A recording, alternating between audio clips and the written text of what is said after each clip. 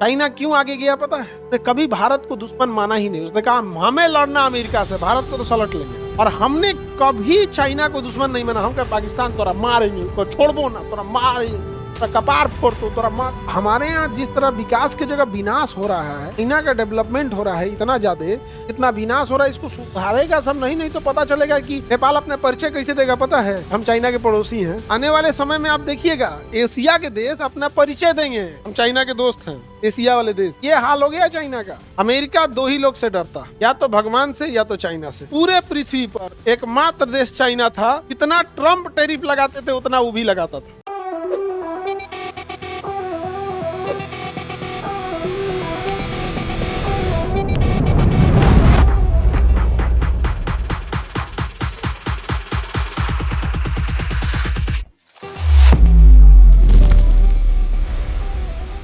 China क्यों आगे गया पता है? उसने कभी भारत को दुश्मन माना ही नहीं। उसने कहा हमें लड़ना अमेरिका से, भारत को तो सलट लेंगे। और हमने कभी चाइना को दुश्मन नहीं माना। हम कहा पाकिस्तान तोरा मारेंगे, छोड़बो ना, तोरा मारेंगे, कपार फोड़ तो तोरा मार। खुश, भाड़ा के जहाज पे खुश। पाकिस्तान से अब भाड़े के जहाज से लड़ लेंगे। राफेल कहाँ का है? भाड़ा का है। MiG-21, MiG-29 सुखोई रूस से लाया गया। अपाचे हेलीकॉप्टर अमेरिका से आया गया है। जगुआर जहाज ब्रिटेन से आया है। राफेल फ्रांस से आया है। तेजस इंडिया का बना हुआ इंजन अमेरिका का आया है। तो आप भाड़े की जहाज से आप पाकिस्तान से लड़ सकते हैं। लेकिन अगर हमने ये चाइना की तरह जब भी हमने बचपन से आज 50 सालों से ये सोचते हमें अमेरिका से लड़ना है, तो हम लोग अपने इंजीनियर को कभी नहीं कहते कि फ्रांस से जहाज खरीद के लाओ।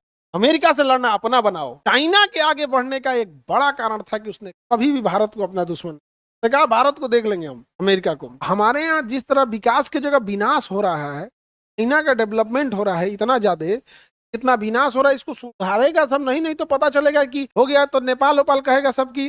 नेपाल अपना परिचय कैसे देगा पता है? हम चाइना के पड़ोसी हैं। नहीं समझे? जब कोई बहुत बड़ा आदमी आपका पड़ोसी बन जाता है ना, तो आप परिचय देते हैं। जैसे अमिताभ बच्चन आपके पड़ोसी हो जाएंगे तो आप अपना एड्रेस कैसे बताएंगे? अरे अमिताभ बच्चन साहब के बगले में मेरा घर है। आने वाले समय में आप देखिएगा एशिया के देश अपना परिचय देंगे, हम चाइना के दोस्त हैं, एशिया वाले देश। ये हाल हो गया चाइना का। हमने अपना दुश्मन उसे रखा है जो टाटा कंपनी उसको कुचल दे। टाटा भी नहीं, टीसीएस। पाकिस्तान से दुश्मनी का केवल कारण यह है कि उससे दुश्मनी करके राजनीतिक लाभ मिल जाता है। उससे क्या हो जाता है? राजनीतिक लाभ मिल जाता है और धार्मिक एंगल जुड़ जाता है।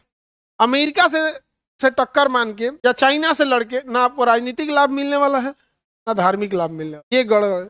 आप सोचो, आप बड़ा हंसे थे एक बार में, लेकिन कभी सोचे थे कि हम लोग कितना बड़ा बेवकूफ? ये औकात है पाकिस्तान की मंगा है कि टाटा कंपनी अकेले घुटना पिला देगी। Sir MS-6 hero Romeo helicopter किससे? अमेरिका से। अमेरिका से आगे बढ़े।